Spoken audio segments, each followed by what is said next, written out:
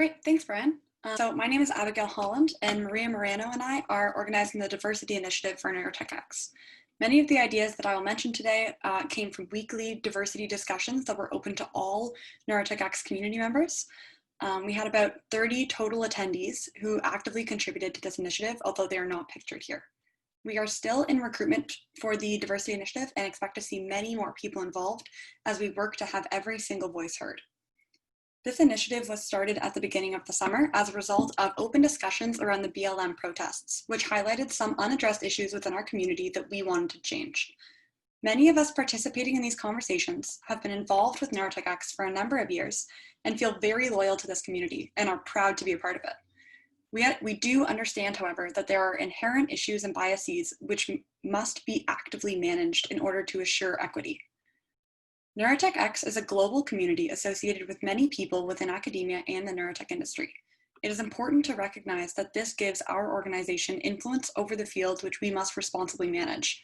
Yannick and the other executives have been doing a fantastic job with this so far, but there is always room for improvement. Considering the differences and opportunities available to different people to learn about and to pursue neurotech as a field, it is extremely important to directly focus on decreasing these differences.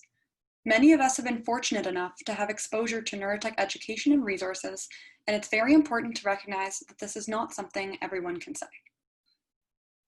Throughout many open discussions this summer, we have had community members highlight common obstacles and challenges involved in joining this field, which we can actively improve.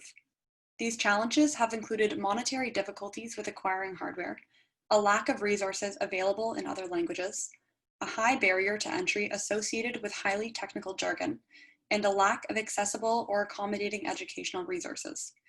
These issues are fixable, and with effort and dedication, we can ease the stress of these challenges and more going forwards. We have summarized these focus areas as linguistic diversity, domain diversity, and demographic diversity. There are many, many pros to improving the diversity of our community, but I would like to specifically discuss the impact of diversity on the future of neurotech as a field. In all likelihood, members of NeuroTechX will be essential in designing, distributing, and regulating neurotech devices over the next 10 years. We need to ensure that we are encouraging diverse representation in these roles so that the produced products are a benefit to every user.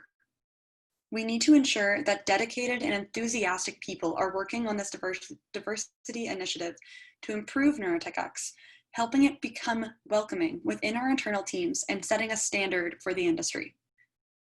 We need the cooperation and contributions of each individual initiative to make sure that we are elevating and appreciating members from all countries, languages, genders, abilities, and races.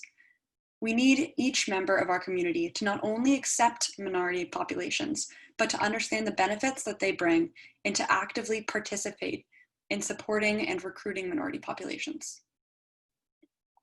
I'm extremely excited to see the difference that we can make with this initiative. We are still looking for volunteers for our diversity committee and for the survey-based feedback consortium. So if you're interested in helping improve our community, you have suggestions, or you know of changes that you would like to see made, please do not hesitate to get in touch. I look forward to working with each initiative lead and the NeuroTechX executives, as well as members of our community, to make actionable change